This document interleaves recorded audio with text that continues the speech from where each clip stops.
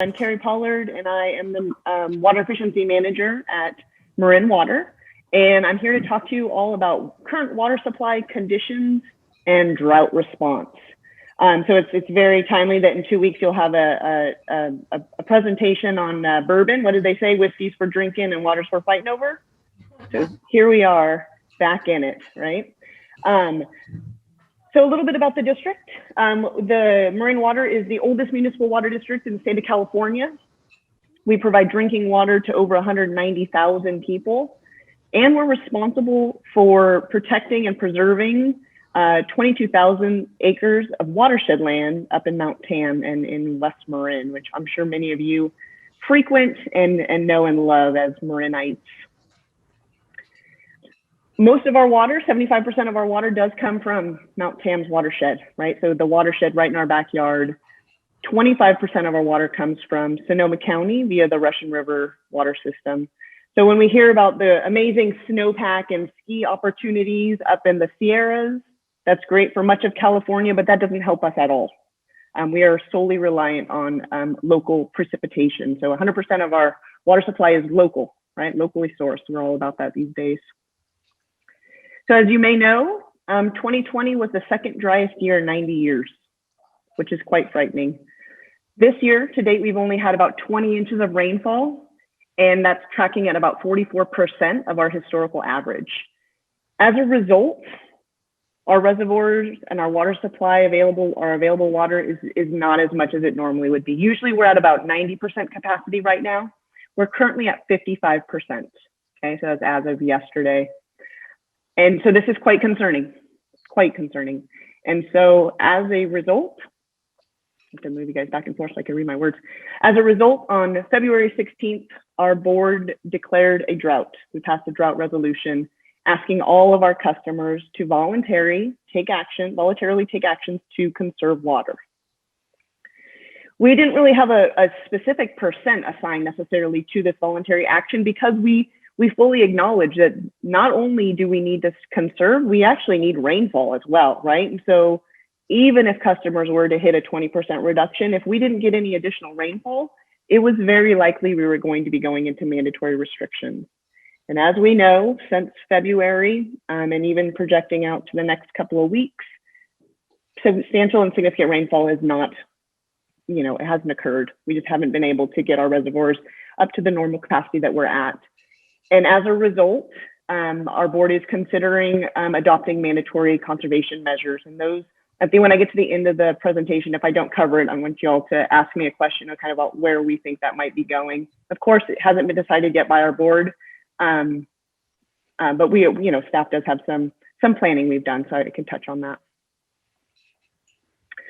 So this voluntary action that we're calling for right now is really promoted around it. It's really focused on education, right?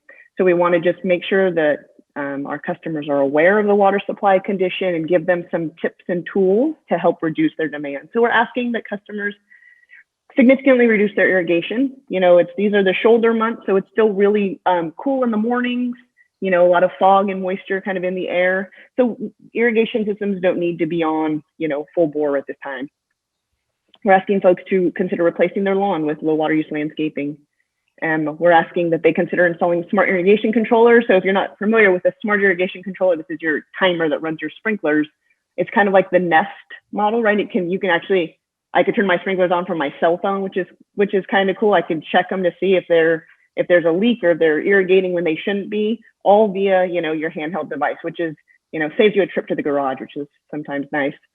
We're also asking that folks don't, wash their car. We want to reduce gutter flooding, and I'll touch on water waste in a little bit. But we're asking that you take your car to get to be cleaned at some place that recycles their water, so a car wash.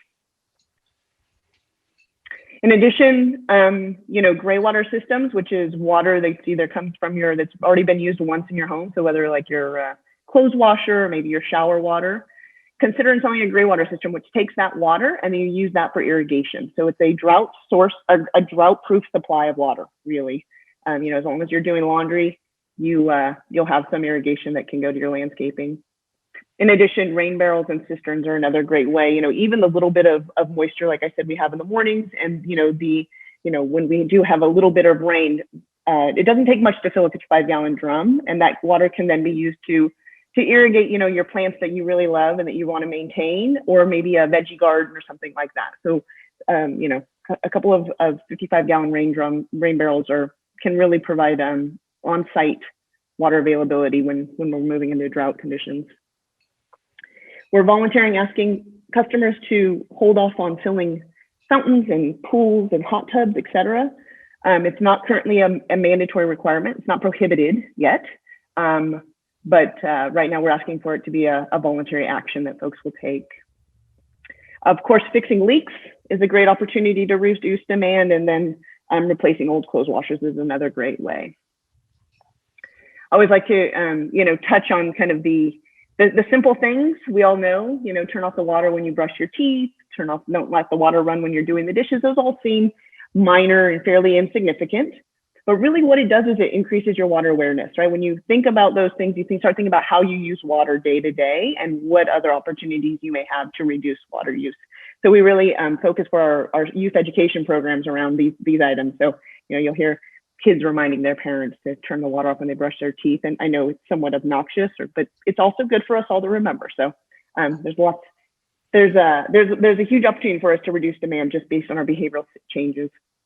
Historically, in our region, we haven't had to go to mandatory conservation, and it's because when there's a call to action, our customers really tend to step up, right? And we see the significant savings we've seen in the past because of the behavioral changes.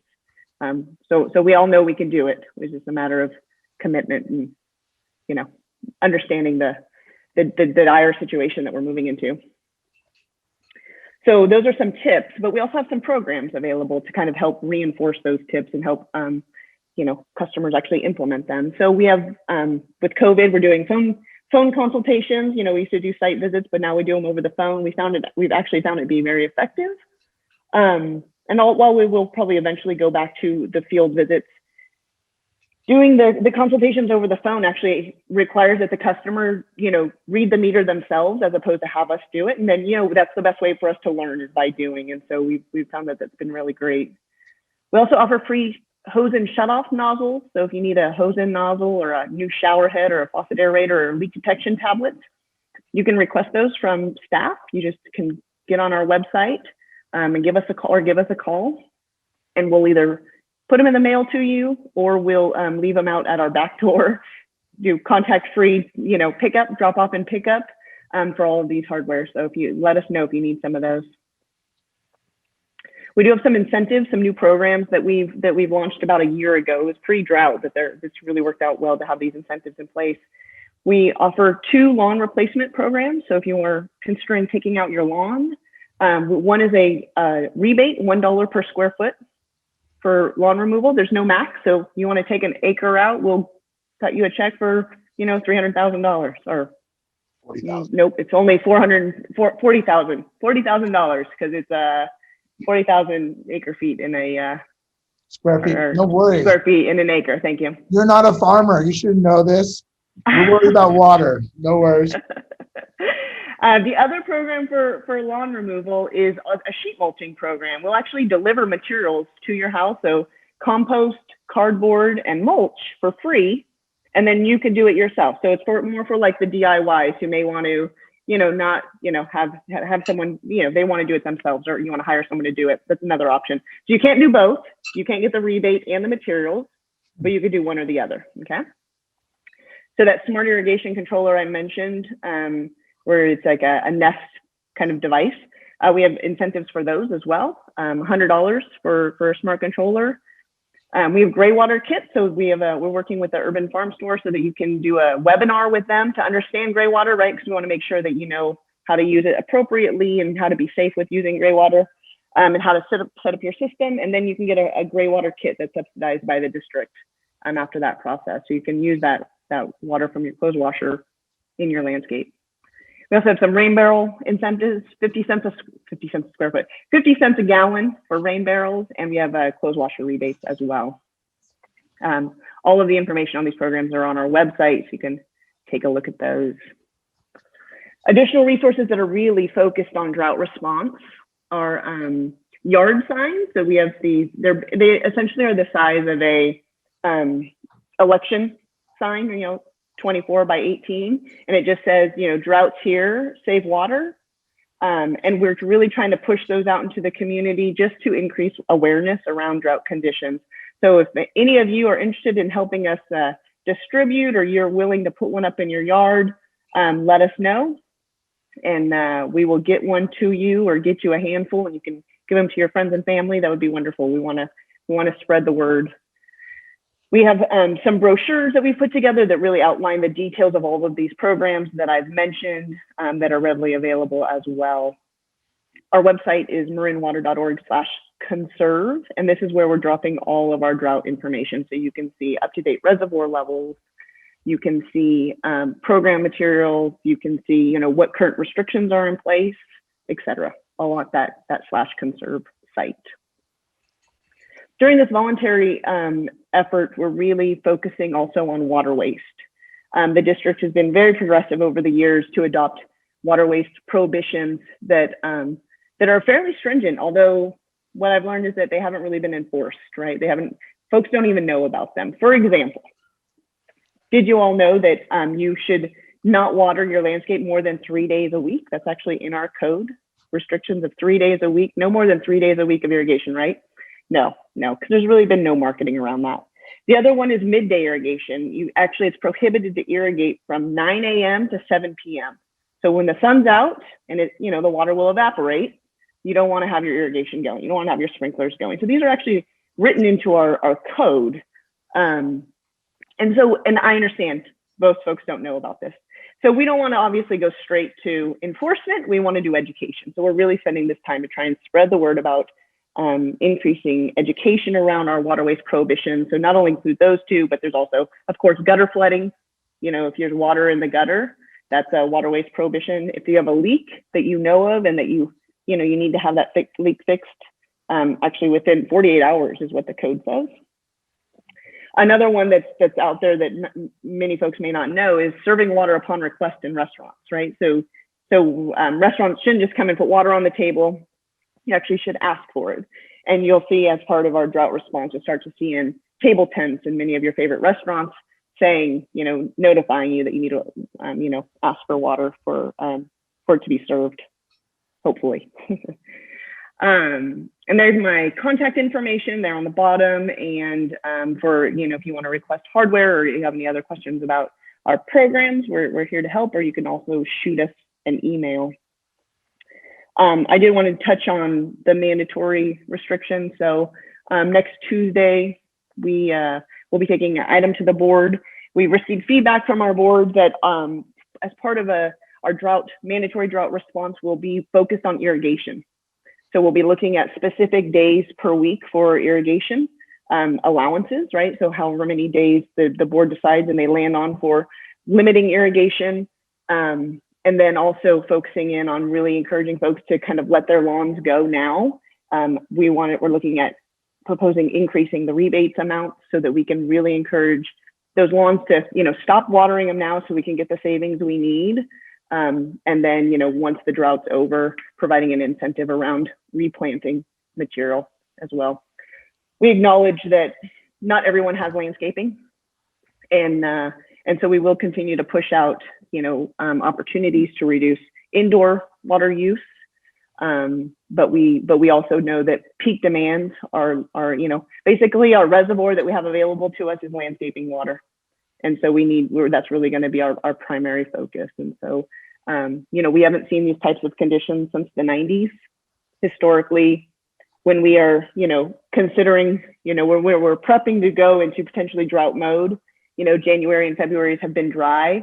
This miracle March comes through, right? And we were cautiously optimistic about whether or not we could get enough rain in this March to really get us to keep us out from going into these drought conditions, and it just hasn't happened. And so as we move forward, we know that there will be restrictions in place, and of course, once those are finalized, if needed or if there's a desire, I'd be happy to come back and walk you all through what those look like as they progress. So with that, I will stop and see if there's any questions. I have two. Does anyone else want to go? You go first. Okay, I have two questions because I'm actually doing kind of cool, interesting things right now with my landscape. One, is there a limit to how much water storage you can keep on your property for like a quarter acre? No. Because I have, okay, cool. That's good. And then two, I'm curious, what about permaculture? You know, I've been reading and I actually just tore up my yards and I put wood and I'm building it so there's the water restraint. Have you heard about permaculture at all, Carrie? A little bit? I have. Yep. You put wood under the ground so it decomposes over time and it keeps the water moisture inside the yard. And then you put your dirt over like this, like layered kind of, it's really interesting. You know, and would you be able to get a rebate for doing something of that nature rather than taking out the yard and putting in a permaculture aspect? Well, I think it depends on what the plant material you're putting back in. All native, Right. indigenous, water Right. not resistant. Right. And what was in its place before? Oh, grass. Or nothing. Yeah. So if you had us come out and do a measurement, and yep, that would definitely qualify. It's not so much the permaculture piece. It's not the soil moisture retention piece that you're really building in. That's great as far as long-term water availability in your soil for your plants you put back in, but it's really ensuring you put low water use plants material back in. That's going to be key. Like but I would suggest you not plant right now because these landscape restrictions will be a challenge for your new plant starts to get established.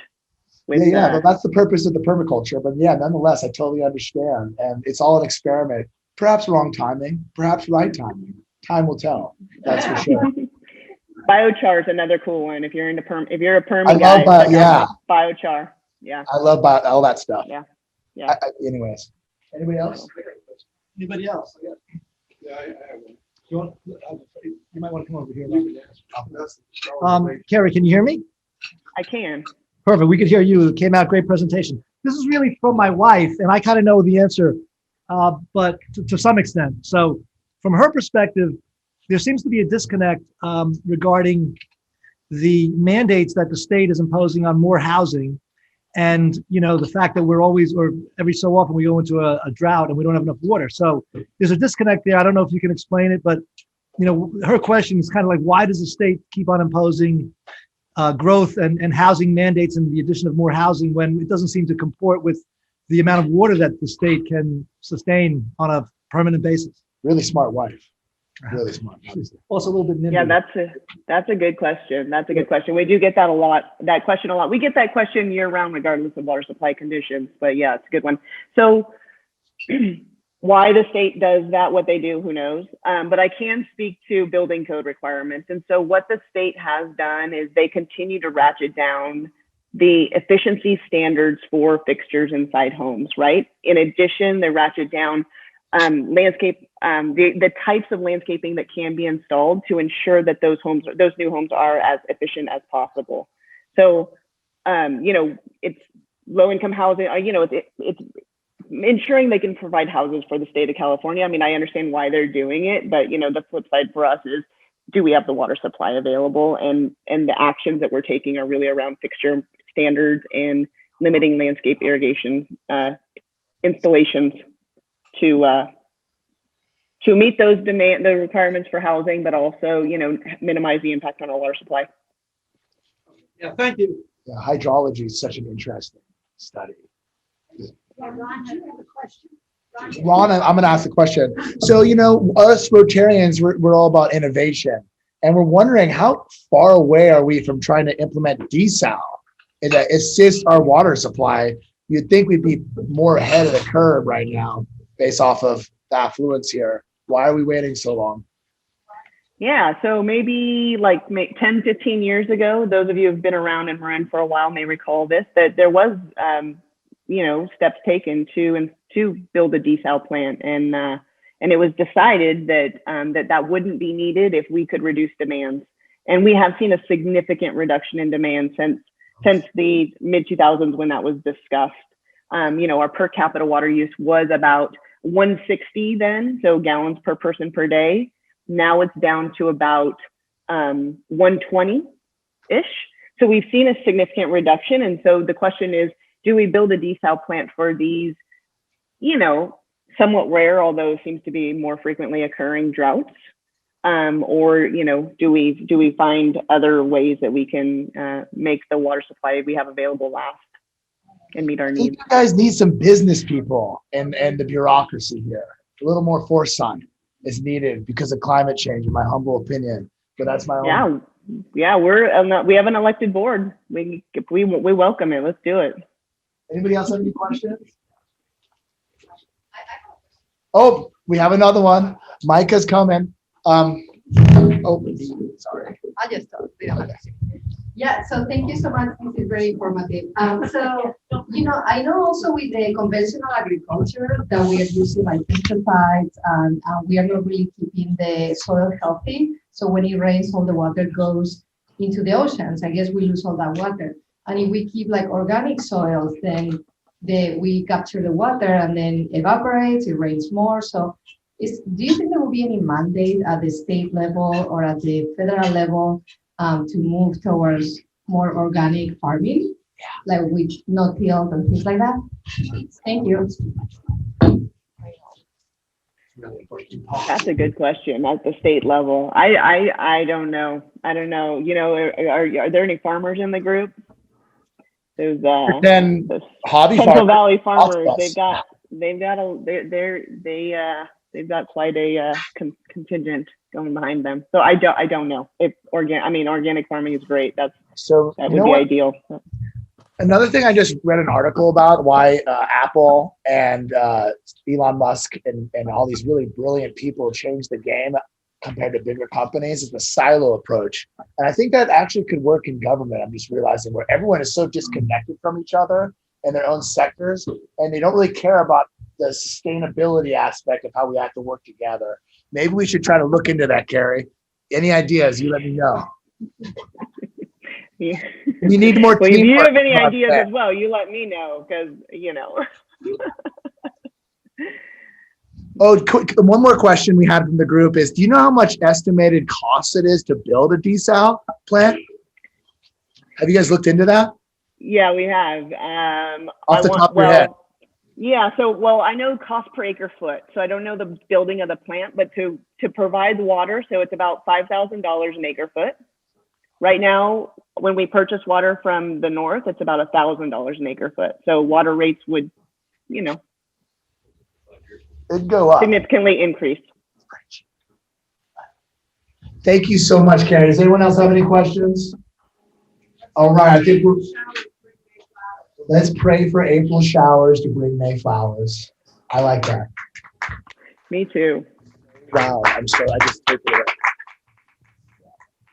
Carrie, thank you so much for your presentation. Really appreciate Sure it. thing. Thank you.